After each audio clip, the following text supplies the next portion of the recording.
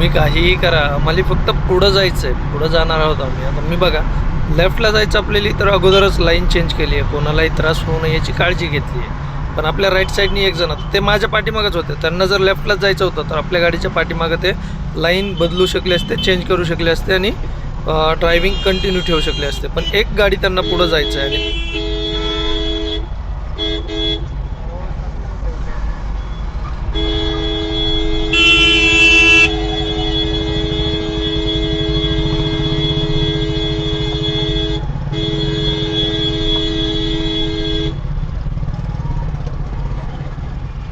आपल्या गाडीची अजिबात त्यांना काळजी नाही आहे. दुसरं त्याला माहिती आहे की दुसरा वाचवतो स्वतःला, पण या ठिकाणी जर गाडी टच झाली असती, भलं मी स्वतःहून जरी केली असती तरी चूक मात्र त्यांचीच होती. तर ह्या गोष्टी थोड्याशा ध्यानात घ्या आणि गाडी चालवा.